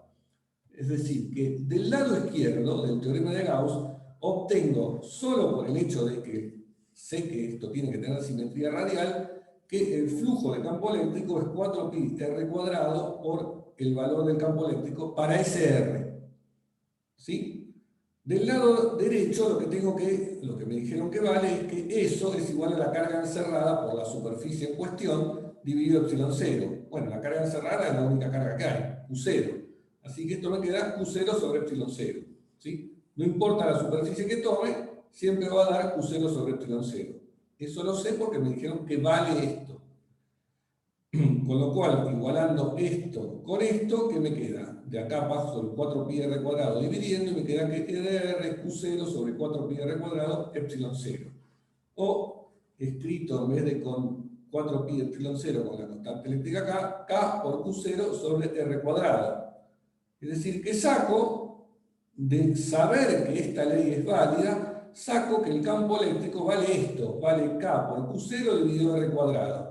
Lo agrego ahora a la información que tenía, o la cosa que sabía por simetría, que el campo eléctrico era radial, y me queda la expresión final del campo eléctrico, K por Q0 dividido R cuadrado, R reversor. ¿Qué es? Es lo que ya sabíamos que nos da la ley de Coulomb, ¿no? Entonces, ¿qué hice acá? Si lo piensan, lo que hice fue obtener la ley de Coulomb a partir del hecho de que es válida la ley de Gauss. ¿Bien? ¿Se entendió? Buenísimo. Pero bueno, creo que está bueno esto, porque entonces a los que tienen mentalidad muy matemática, nos deja felices y satisfechos que esta flecha que está acá, en realidad es un sí solo sí, ¿no? El sí solo sí de matemática. Coulomb y Gauss son un sí solo sí. Gauss implica Coulomb, Coulomb implica Gauss. Acá lo hice para una única carga puntual, pero después es cuestión de aplicar superposición. Otro detalle importante que uno tiene que asumir para hacer la cosa completa. Pero al menos con este ejemplo de una carga puntual pudimos ver el sí solo sí en su completa verdad. Bueno, voy a seguir un poquito más. Tengo que apurar un poco porque hoy se ve que hablé mucho. O, bueno, también están preguntando, lo cual, como dije, está muy bien y tienen que hacerlo. Preguntar todo lo que... Para eso están las clases así, ¿no? Bien. Bueno, veamos otro ejemplo ahora de la ley de Gauss. Ustedes ahora, o sea, esta es la clase teórica y ya está, ya vieron la ley de Gauss, ya vieron demostraciones, ya vieron algo de nociones de propiedades importantes. En la clase práctica la van a utilizar, la ley de Gauss, y la van a ver aplicada a distintos ejemplos. ¿Cuál es la idea de esto o para qué nos va a servir la ley de Gauss? Bueno, conceptualmente es algo importante, como dije, por todas las propiedades que estuvimos hablando. Pero en la práctica, la ley de Gauss resulta útil para poder calcular el campo eléctrico de distribuciones sencillas de carga, sin necesidad de tener que hacer la integración directa como hicimos en la clase pasada. Por ejemplo, el caso del campo eléctrico en un plano se puede hacer por la ley de Gauss en un par de pasos, sin tener que hacer todas esas elucubraciones de ángulos que hicimos la vez pasada. Y entonces la ley de Gauss resulta muy práctica y muy útil para sacar campos eléctricos de forma rápida y sencilla. Por supuesto, sirve solamente para casos donde la distribución de carga, como dije, es sencilla y fundamentalmente donde hay alguna simetría que nos permite, digamos, anticipar o resolver fácil el lado izquierdo de la ley de Gauss, que es la parte del cálculo del flujo del campo eléctrico. Si no va a ser fácil calcular el flujo del campo eléctrico si la geometría es complicada, pero si la geometría es sencilla, esa parte del cálculo va a ser sencilla y de esa parte del cálculo uno va a poder despejar el campo eléctrico. O sea, uno utiliza la ley de Gauss para, a través del flujo, obtener el campo eléctrico y resolver el problema electrostático, ¿no? Que en el fondo el problema electrostático es, dada una distribución de cargas, ¿cuánto vale el campo eléctrico? Bueno, entonces, como les dije, van a ver algunos ejemplos en la práctica. Yo acostumbro a dar este ejemplo en la teórica, que es el caso de, es un ejemplo que es lindo, que es el caso de una esfera cargada uniformemente con densidad de carga uniforme, constante, ρ sub 0. ¿Sí? Esta esfera de carga acá está dibujada en violeta, es decir, tengo una bola de carga con densidad de carga constante ρ0, voy a elegir convenientemente el origen del sistema de coordenadas en el centro de esa esfera, y además otro dato que conozco es cuál es el radio de la esfera, que es este R mayúscula. Si me dan la densidad de carga de la esfera y quiero la carga total en la esfera, conociendo su radio, usando también geometría de secundario, el volumen de la esfera, ahora no la superficie, sino el volumen, ¿se acuerdan que era 4/3 pi por el radio al cubo? O sea que la carga total es volumen por ρ0, ¿no? Esto, de nuevo, porque la densidad es constante. Si no, acá habría que hacer alguna integral con jacobianos y cosas raras, pero no hace falta, para este caso es sencillo. Bien, entonces, ¿qué es lo que quiero? Quiero calcular el campo eléctrico que genera esta distribución de carga, que es, como dije, una bolita con carga uniforme. ¿Sí? Bien, entonces vamos a usar consideraciones de simetría, igual que hicimos en el ejemplo anterior de la carga puntual.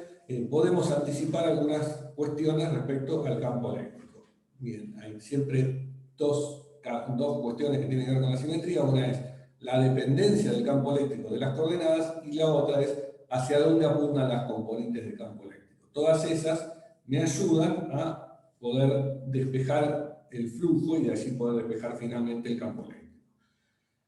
Bueno, para la distribución de carga, esta que estamos considerando, que es una esfera llena de carga continua con densidad de carga uniforme, las propiedades de simetría son las mismas que las de la carga puntual, o sea, tiene simetría esférica, ¿no? Es decir, si yo me paro en algún punto y giro, veo siempre la misma esfera, o sea que el campo eléctrico no va a depender de ninguno de los dos ángulos de esférica, solo va a depender de la distancia al centro de la esfera, si va a valer lo mismo a lo largo de cualquier ángulo que yo me mueva, y también la otra parte de las consideraciones de simetría que tiene que ver con las componentes del campo eléctrico, bueno, pasa lo mismo que antes.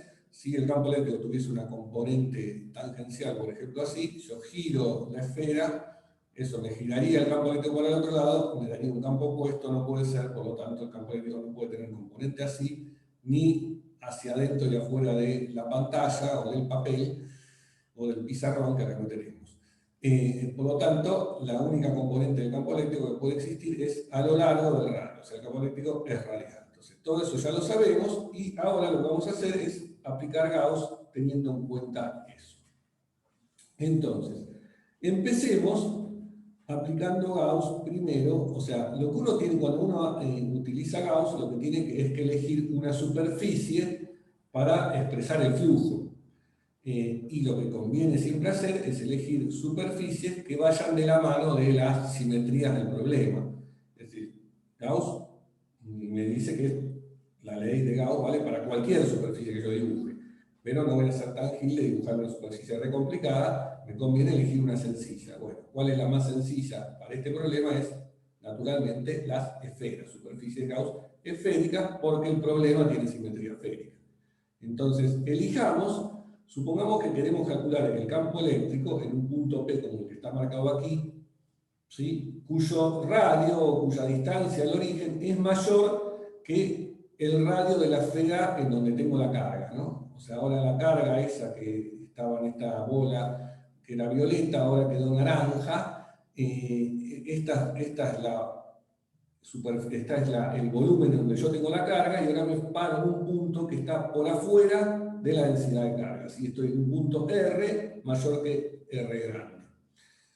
Tomamos una superficie esférica entonces de radio R chiquita, ¿sí? Que pase por ese punto P y calculemos el flujo del campo eléctrico o la expresión del flujo del campo eléctrico para esa superficie esférica. Entonces lo que tengo que hacer es la integral sobre la superficie esférica de radio R chiquita, S sub R, de campo eléctrico por ds. Y eso lo voy a igualar a la carga encerrada por esta superficie dividido epsilon 0. Bien, el flujo de campo eléctrico está hecho acá. Sabemos que el campo eléctrico por las simetrías, es lo mismo que dijimos antes para la carga puntual, es un campo que depende solo de R como módulo y apunta a la dirección R versor. Y el diferencial de superficie, ya que usamos una superficie esférica, es fácil expresarlo como R versor diferencial de superficie. Bueno, me vuelve a pasar que R por R da 1. ¿Sí? Esto tiene que ver con haber elegido una esfera como superficie y no cualquier otra cosa, entonces eso simplifica esta cosa. Y también simplifica el hecho de que, como estoy integrando sobre la esfera de radio R, el campo eléctrico vale lo mismo, sobre todo al punto de esa superficie, y lo puedo sacar afuera del integral, y me queda otra vez, como ya pasó en todas las veces que estuvimos haciendo hasta ahora, el campo afuera del integral por el área total. El área total es el área de esta esfera, 4pi r cuadrado. O sea, el flujo de campo eléctrico me queda esta expresión. 4pi r cuadrado por EDR. EDR no lo conozco, lo que quiero averiguar, ¿no? Así que por ahora tengo este resultado. Bueno, ¿qué tengo del lado derecho de Gauss? Es la carga encerrada por la superficie SR. Bueno, ¿cuánto es la carga encerrada por la superficie SR? Bueno, recordemos que estaba haciendo la cuenta para un punto que está por afuera del volumen donde yo tengo la carga. ¿Sí? Entonces, la superficie la carga que encierra esta superficie es la carga total encerrada, o sea, Q grande. Por lo tanto, el campo eléctrico, igualando Estas dos cosas, sí, cero, digo. Bueno, no. Entonces, igualando el flujo de campo eléctrico 4πr² ER con la carga encerrada sobre epsilon 0, lo que me queda es que el campo eléctrico, o el módulo del campo eléctrico, es Q sobre 4π epsilon 0 R². ¿Sí? ¿Qué nos dice este resultado? Nos dice que el campo eléctrico para puntos que están por afuera del volumen de carga, el campo da lo mismo como si fuese el campo de una carga puntual concentrada en el origen, cuyo valor fuese la Q total. ¿Sí? Porque ¿cuál es el campo de una carga puntual? Es Q sobre 4π epsilon 0 R². Bueno, esto es lo que nos dio resultados. Y eso es lo que está escrito acá. El campo para distancias R mayores que el radio de la esfera donde tengo la carga, es el campo de una carga puntual de valor Q total, Q grande. Bien. Bueno, veamos ahora qué pasa si, qué pasa si yo quiero calcular el campo eléctrico para puntos que están adentro de la esfera de carga. ¿Lo puedo hacer? Sí, vamos a ver que lo puedo hacer y hagámoslo. Bien, entonces ahora consideremos un punto, como está marcado en este dibujo, en el cual estoy adentro de la esfera. La esfera de carga es esta esfera, que está en violeta otra vez, de radio R grande, y me paro en un punto R minúscula más chico que el R grande, que el R mayúscula. ¿Sí? Volvamos a aplicar Gauss aquí y calculemos el flujo de campo eléctrico ahora para una superficie cuyo radio sea este R chiquita, que ahora es menor que el R grande, el R mayúscula. Bueno, vuelvo a hacer esta integral. Vuelvo a decir que el campo eléctrico depende solo de R y apunta en el reversor. Eso no cambia nada, ¿sí? Porque esto sigue teniendo simetría esférica, y el diferencial de superficie es el diferencial de superficie de una esfera. Vuelve a hacer esto, bueno, o sea, todo esto queda igual. Toda esta parte queda igual que antes, o sea, no cambia con que el R sea más chico o más grande que R mayúscula. Da lo mismo y queda 4π por el radio de la esfera al cuadrado por E de R. ¿Sí? Lo que cambia es cuál es la carga encerrada. ¿Sí? O sea, en la ley de Gauss lo que va a cambiar es el lado derecho ahora, lo cual me va a hacer cambiar entonces el valor del campo, ¿no? Me va a modificar el valor del campo. Pero cambia el lado derecho, ¿por qué? Porque la carga encerrada es ahora la carga encerrada por la superficie de radio R, que es más chica que el radio de la esfera. O sea que acá tengo que hacer una integral que tenga en cuenta que la carga está distribuida en toda la esfera y yo solamente estoy mirando la carga encerrada en una esfera de radio R chiquita. O sea, tengo que integrar la densidad de carga, que sé que es constante, ρ0, en el volumen encerrado por la superficie de radio R chiquito. ¿Cuánto es eso? Bueno, si la densidad de carga es constante, la voy a poder sacar afuera de la integral, y me queda ρ0 por el volumen de la esfera de radio R chiquito. O sea, 4 tercios pi de R cubo por R0. ¿Sí? Que eso se puede reescribir usando que la carga total en la esfera era 4 tercios pi por R grande al cubo. Esto se puede reescribir, en vez de ponerlo en términos de la densidad, en términos de la carga total.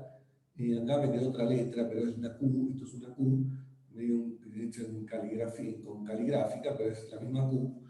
No nos confundamos. Esto, lo que estoy diciendo es, en vez de escribirlo con la densidad, lo escribo con la carga total, y se puede escribir como la carga total por R al cubo chiquito dividido R mayúscula al cubo. ¿Está bien? Es otra forma de escribir lo mismo, ¿no? Entonces, igualando ahora entonces por Gauss esto con esto, o sea, este lado con este lado, el lado izquierdo con el lado derecho, despejo otra vez el campo eléctrico. Y ahora me quedo que el campo eléctrico, fíjense, hay un R al cubo acá y hay un R al cuadrado que pasa dividiendo, me queda R, o sea, me queda Q constante sobre 4π epsilon 0, R al cubo también constante, mayúscula, por R. Así que de nuevo, usando que Q sobre 4 tercios pi R mayúscula al cubo es el volumen de la esfera, se puede escribir también en términos de la densidad como ρ0 dividido 3 epsilon 0 por R. De nuevo, son dos formas de escribirlo, uno con la carga total y otro con la densidad. ¿Sí? Según cuál fuese el dato que me dieron, lo puedo escribir de una otra forma. Lo interesante que da es que este campo entonces es lineal con R cuando estoy adentro de la esfera. ¿sí? O sea, depende de R como R a la 1. Entonces, una cosa que podría hacer es graficar el campo eléctrico como función de R, del radio o de la distancia al origen de la cual estoy. ¿Sí? O sea, el campo eléctrico, su módulo, como función de la distancia al punto en cuestión en el cual yo quiero calcularlo. Si el punto E está a un radio menor que el R mayúscula, me queda lineal, ¿sí? Con pendiente dada por este factor ρ0 sobre 3 epsilon 0. Mientras que si estoy por afuera, me queda 1 sobre R cuadrado, como habíamos obtenido antes, que es la dependencia de una carga puntual. Ese 3 del denominador, ¿de dónde salió? Salió de, como dije, tener en cuenta que la densidad de carga la puedo escribir como la carga total dividido el volumen, y el volumen es 4/3 pi r al cubo. ¿Sí? Como acá no hay ningún 3, pero si yo quiero poner la densidad, bueno, por eso, de ahí sale el 3. Bueno, entonces lo que estaba haciendo era simplemente poner un gráfico del campo eléctrico. Fíjense que el campo eléctrico es continuo. Si yo vengo por este lado, da lo mismo que si vengo por este lado. ¿Sí? Y en ese caso vale E de R mayúscula, que es el valor S, sería Q sobre 4pi epsilon 0 por R mayúscula. Y estas es las dos formas de expresarlo, el campo eléctrico. Una es usando la carga total, y entonces me queda que si R es menor que R, si R minúscula es menor que R mayúscula, me queda que es esto o esto usando la densidad, y si R minúscula es mayor que R mayúscula, me queda que es esto, o sea, el 1 sobre R cuadrado, y esto usando la densidad, ¿no? O sea, lo importante es que en un caso, para puntos internos va como R, o sea, va creciendo linealmente, y para puntos externos decae exponencialmente con 1 sobre R cuadrado. Decae potencialmente. Bien, bueno, fíjense, otra cosa es que oscila adentro. Sí, no sé si ya leíste lo que venía abajo, ahora lo vamos a decir. Bueno, fíjense, antes de llegar a eso, eso está en el lugar, que el átomo fin con el campo gravitatorio, que el campo gravitatorio lineal. Ah, sí, ahora sí, justo lo que le iba a comentar. Bueno, antes de eso, fíjense, otra propiedad que tiene este campo eléctrico es que cuando R tiende a 0, el campo va a 0, o sea que eso nos cura de ese problema de la carga puntual, ¿no? De que la carga puntual tiende a infinito el campo eléctrico, si me acerco, pero bueno, habíamos dicho que no tenía sentido pensar en pararse justo sobre donde está la carga puntual, porque deja de ser puntual la carga si yo me paro donde estoy en la carga puntual. No, la aproximación de carga puntual es que estoy a puntos alejados de la carga lo suficiente como para considerarla puntual. Y bueno, acá si yo tengo una distribución continua de carga, no tengo ese problema y el campo tiende a 0 cuando me acerco al origen. Bueno, y ahora viene esto de lo que están hablando. O sea, me spoilearon los dos con estos dos comentarios, pero que están bien. Es que para R adentro, para los puntos internos, hay una dependencia lineal que la dependencia lineal, si se acuerdan, es lo que ocurre con un resorte, ¿no? Cuando uno tiene una fuerza elástica, la fuerza elástica va como K por X, ¿no? O sea, es lineal con la extensión del resorte. Bueno, supónganse que acá yo traigo que la carga esa que tengo distribuida en mi volumen es una carga neta positiva, o sea que la carga total me da positiva, y vengo y traigo una carga de prueba negativa. ¿Sí? Si traigo una carga de prueba negativa, como vimos, el campo eléctrico es lineal con R, pero si la carga de prueba es negativa, me va a dar una fuerza que me atrae a la carga negativa hacia el centro, ¿sí? Y en forma lineal, o sea que es como una fuerza elástica la que siente una carga negativa en un volumen, digamos, de carga positiva.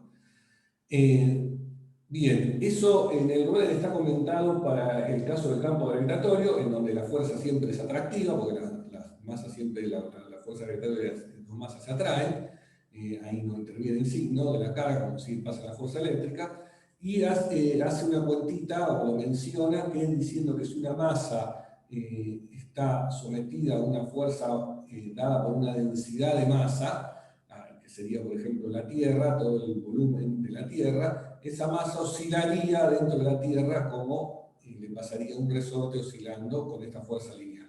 Bueno, esto mismo uno lo puede decir para una carga eléctrica negativa adentro de un volumen de carga positiva. Y de hecho, esa fue una idea que pensaron los científicos de la época para el modelo de un átomo. ¿Sí? En el modelo de un átomo, era conocido como el modelo de Thomson, uno tenía un núcleo donde había una carga positiva en ese núcleo, dado por, hoy sabemos, los protones, y el electrón que estaba, digamos, moviéndose adentro de ese átomo es una carga negativa y se ve atraído ese electrón por esa carga positiva, por esa fuerza eléctrica dada por esa nube de carga positiva, como si fuese un resorte, y entonces lo que da es oscilaciones del electrón adentro del átomo. ¿Sí? Esas oscilaciones resulta que cuando un átomo, cuando un electrón oscila, radia, produce radiación electromagnética, o sea, produce luz, todo eso lo vamos a ver al final en la materia. No vamos a ver, ojo, no vamos a ver radiación de cargas, eso lo van a ver, como dije, más adelante en la carrera, los físicos, pero bueno, es algo que los científicos ya sabían, experimentalmente, si quieren, que si una carga se movía, emitía luz. Entonces, los electrones, estos oscilando, podían explicar la emisión o la radiación de los átomos, que estaba medida y que la habían podido medir.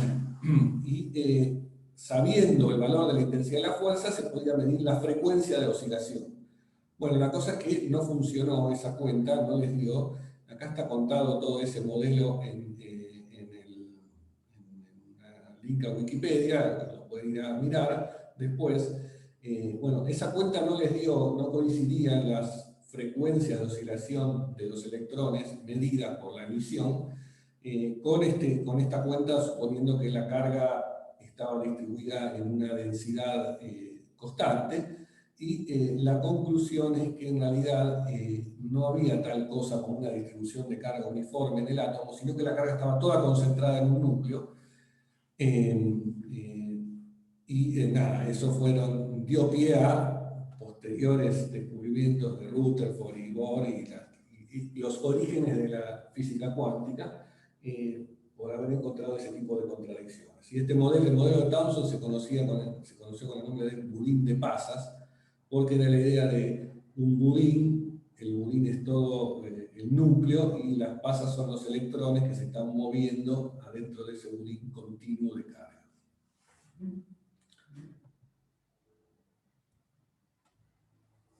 Bien. Se mataron con el nombre, sí.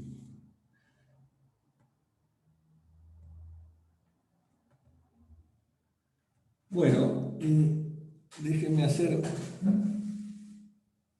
más comentarios. Bueno, uno más, un par más, no, quiero llegar a ver si puedo hablar de la divergencia.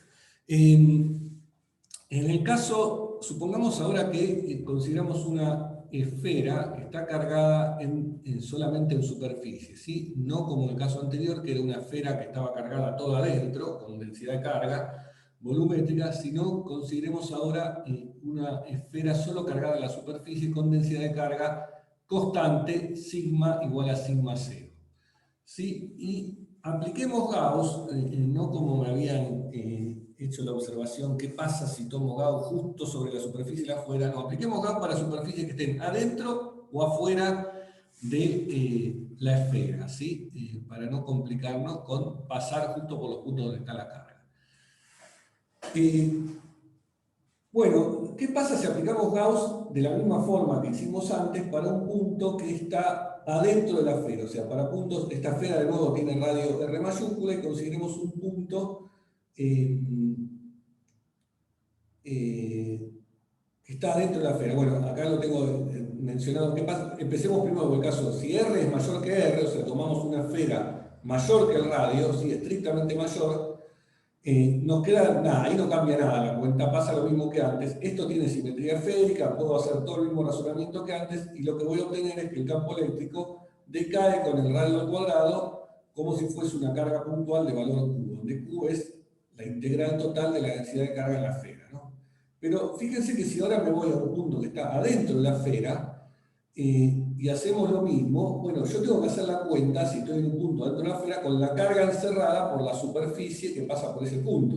Ahora, si la esfera tiene solamente la carga distribuida en la superficie, cuando haga la carga encerrada, ¿qué me va a dar? 0. ¿Sí? Porque no hay carga encerrada en ninguna esfera que esté por adentro de la esfera donde yo tengo la carga. Con lo cual, lo que me da es que el campo eléctrico, entonces, por Gauss, me da 0 para cualquier punto interior de la esfera.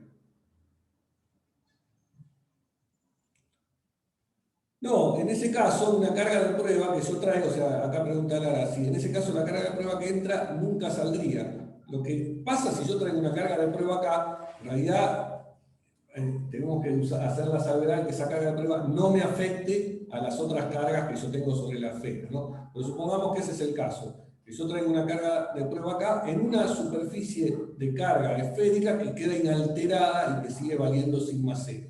Bueno, si traigo una carga de prueba acá, no va a sentir ninguna fuerza. Es decir, el campo eléctrico adentro de una superficie perfectamente esférica, cargada uniformemente, es 0, y eso lo saco simplemente de la ley de Gauss y de la simetría.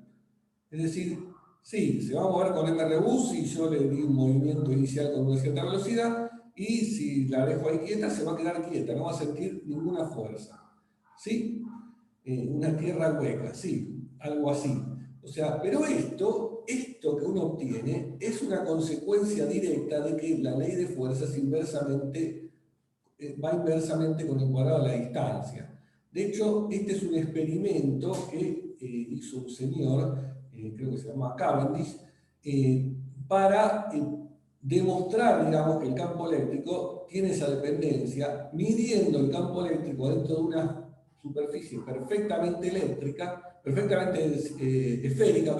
y con la carga distribuida uniformemente sobre esa esfera. O sea, asumiendo que todo eso pasaba, midiendo el campo eléctrico adentro y viendo que daba 0. O sea, si da 0 es porque vale Gauss, y Gauss vale porque depende de 1 sobre R cuadrado. O sea, una cosa va como consecuencia de la otra. O sea, es un experimento bastante delicado, pero que se pudo hacer, digamos, y comprobar una consecuencia de la ley de Gauss. Es clave en esto que la superficie sea esférica y que la carga esté distribuida en forma uniforme sobre toda la esfera. ¿Por qué? Porque estoy usando la simetría. Si no, no va a valer, pero aún cuando sea una esfera, igual a uno le resulta un poco, qué sé yo, quizás antiintuitivo. Uno diría, bueno, si yo tengo una esfera de carga y estoy parado, estoy adentro de la esfera, pero estoy más cerca de algún borde que otro, y el campo eléctrico capaz que me da algo, porque estoy más cerca de estas cargas que de aquellas otras. Y sin embargo, no, las cosas se las ingenian todas por la dependencia con la distancia al cuadrado para compensar un poco todo el tema y que me termine dando que el campo vale 0. Y es lo mismo que pasaba con la otra situación medio antiintuitiva de que el campo no dependía en el caso del plano infinito. Bueno, acá pasa algo similar por las simetrías del problema. Bien, bueno, tengo que ir un poco rápido para poder dar todo lo que quería dar, pero este es un ejemplo que está bueno para quedarse pensándolo y tenerlo en cuenta. Pero bueno, dicho está al menos. Bueno, entonces lo último que quiero contar es algo que se conoce con el nombre de la forma diferencial o la forma local de la ley de Gauss, que es otra forma de expresar la ley de Gauss. Para lo cual vamos a usar un teorema que ustedes conocen de Mate 3, que también es debido a Gauss, que recordarán ustedes también haberlo visto con el nombre del teorema de la divergencia. ¿Qué dice ese teorema? Se los voy a hacer acordar. Dice que si uno tiene un campo vectorial A, llamémoslo cualquiera, un campo vectorial cualquiera, no tiene por qué ser el campo eléctrico, pero el campo eléctrico podría ser uno de esos campos, o sea, un vector, un campo vectorial que depende de una posición R, que es bueno. Ahora vamos a decir un poco mejor que es bueno, pero para los físicos con eso no se alcanza. Entonces lo que vale es que si uno calcula la integral de superficie de ese campo vectorial A por el diferencial de superficie orientada en una superficie cerrada, eso es igual a la integral en el volumen encerrado por esa superficie, ¿sí? Es clave que sea el volumen que encierra esta superficie, de una cantidad que se conoce con el nombre de divergencia, aplicada a ese campo vectorial integrada en el volumen. Donde entonces S es una superficie cerrada, V de S, este V está escrito así con una letra caligráfica, porque la V después la vamos a usar para otra cantidad física, es el volumen encerrado por S, y este operador divergencia de A, que también posiblemente lo vieron escrito como div de A, es lo que se llama la divergencia del campo vectorial A, y es un operador vectorial que en caso de coordenadas cartesianas consiste en la suma de las derivadas parciales de cada una de las componentes del campo vectorial. ¿Sí? Si hace un campo vectorial tiene componentes en cartesianas AX, AY y AZ, y además depende de las tres dimensiones, de las tres coordenadas X y Z, y puedo hablar de lo que se conoce como derivada parcial, que también lo conocen de Mate 3, que es mirar cuánto varía una función en el espacio en tres dimensiones cuando me muevo en una única dirección. En este caso la dirección X, aquí la dirección Y y aquí la dirección Z. Este gancho es el símbolo de derivada parcial, ¿no? Que ustedes ya conocen de Mate 3. Y entonces la divergencia en coordenadas cartesianas es esta cuenta, es hacer esta suma. Esto me da una cantidad que es escalar, ¿sí? Porque es un número esto que depende de la posición, porque esta operación de la divergencia de A depende del punto en cuestión en el que yo estoy calculando la derivada. O sea, la derivada esta está evaluada en este punto R. Esto me da una cosa que es función de la posición, pero es un escalar, un número, como si fuese, no sé, como la temperatura, que es un campo escalar, que es la noción de campo que también la tienen de Mate 3, ¿no? ¿Está bien? Bueno, ese operador entiendo que lo conocían, y acá aclaré que campo bueno, los matemáticos lo dicen como campo C1, o sea que es un campo que es continuo y que tiene derivadas continuas. Bueno, para ese tipo de campos vale esta ley o este teorema de la divergencia debido a Gauss. Bueno, aquellos que se aventuren a leer el libro de Feynman lo pueden ver aplicado en este caso al campo eléctrico de una forma bastante ingeniosa, una especie de demostración del teorema de la divergencia, aplicando esto a un cubito y aproximando la integral esta de superficie en un cubito por el cambio del vector a través de cada una de las caras del cubito, y eso hace aparecer este vector de divergencia. C1 siempre o solo en la superficie que nos interesa. Creo que solo en la superficie, sí, yo también.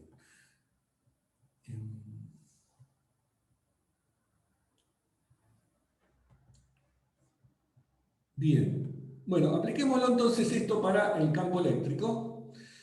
Y usamos entonces que justo lo que aparece en el teorema de Gauss, en la ley de Gauss que acabamos de ver hoy, nos aparece el flujo del campo eléctrico, y entonces aprendemos por este teorema de divergencia que eso se puede cambiar por que la integral de esta superficie se puede cambiar por una integral de volumen encerrado por esa superficie del operador divergencia del campo eléctrico integrado en todo el volumen. Entonces, la ley de Gauss, ahora volvamos a ella, nos decía que el flujo del campo eléctrico era la carga encerrada dividido epsilon 0. Bueno, apliquémosla al caso de una distribución continua de carga. En ese caso, la carga encerrada es la integral en el volumen encerrado por la superficie S en cuestión de la densidad de carga diferencial de volumen. Bueno, resulta que, por otro lado, esto es igual a esta integral de volumen también. O sea que estas dos integrales de volumen tienen que ser iguales, como acá está escrito. La integral de la divergencia del campo eléctrico diferencial de volumen en el mismo volumen, ¿sí? Porque es el volumen encerrado por S, es igual a la integral de la densidad de carga dividido epsilon 0.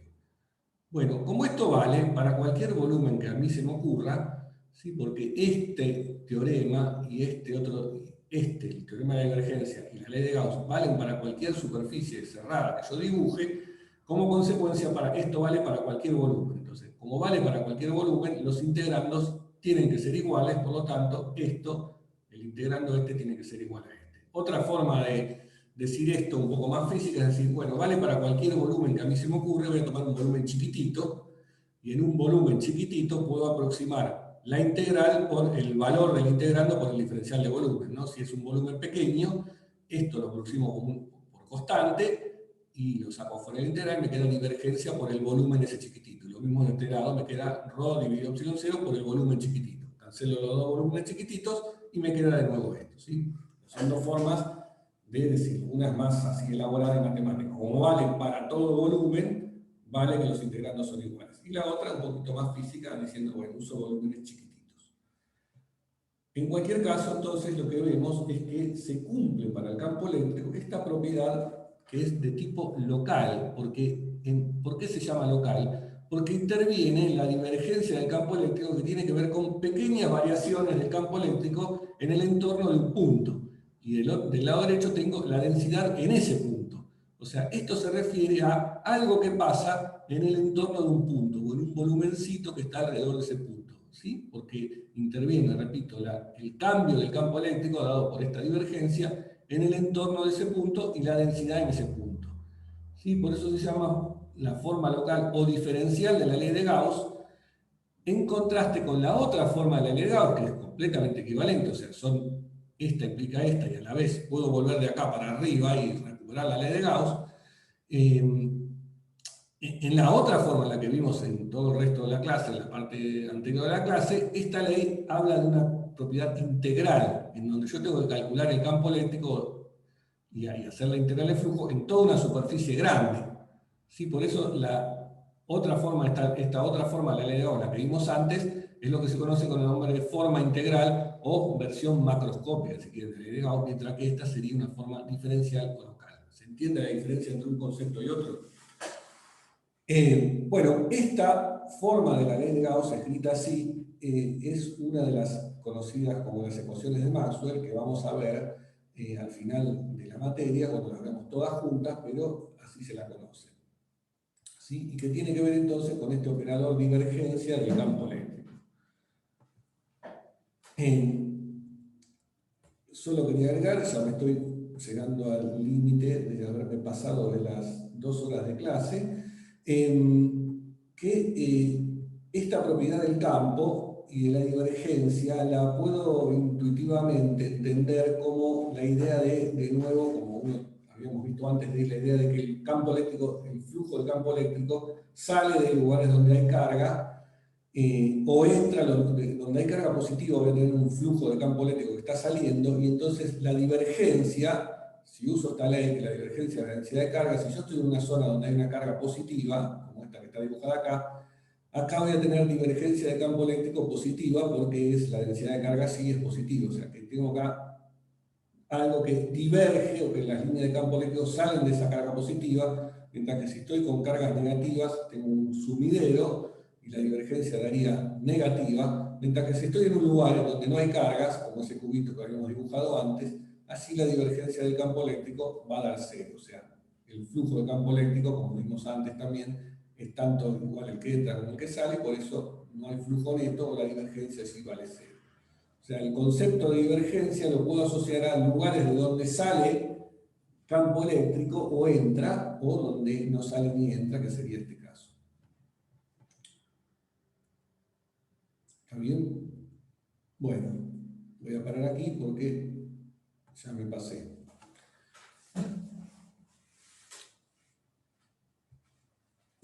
No sé si quedó alguna pregunta respecto a esto último que dijimos y la ley de Gauss en forma diferencial.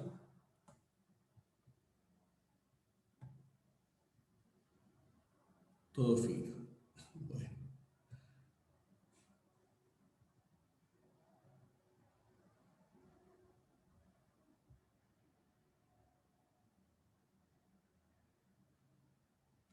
Una pregunta, ahí con esto último, cuando tenemos ese diferencial de volumen o lo que sea que está ahí en el primer caso cuando la divergencia da cero, no, en la última fotito. Sí. Eso no entendí muy bien porque me colé. ¿Es un pedacito de volumen y por eso decimos que tiene divergencia cero o cómo es? No, digamos, yo llegué a esta expresión, llegué a que la Sí, divergencia del campo eléctrico es la densidad de carga dividido epsilon 0. Si me paro en un claro. punto en donde no hay carga, Ajá. la densidad va a ser 0. Claro, ok. Entonces, Era eso. No, me va a dar que la divergencia da cero, y lo entiendo relacionado con lo que habíamos visto antes, ¿no? Habíamos dicho antes que si tomo un volumencito que encierra una parte que no tiene carga, el flujo de campo eléctrico, el que entra es igual al que sale. O sea, lo estoy relacionando con eso que había comentado hace un rato. Claro, genial. Pero desde el punto de vista de esta ley, es eso simplemente. Acá no hay carga, entonces la divergencia da cero. No hay divergencia. No hay, o sea, la línea de campos, si se quiere también es otra interpretación de un campo que tiene divergencia cero, no salen ni entran de este punto, pasan. Claro. Las líneas pasan. Ok, En cambio acá gracias. salen y acá entran. Claro. Las líneas de campo eléctrico salen de las cargas positivas y entran a las cargas negativas. Pero si estoy en un lugar donde no hay cargas, no salen ni entran. ¿Sí?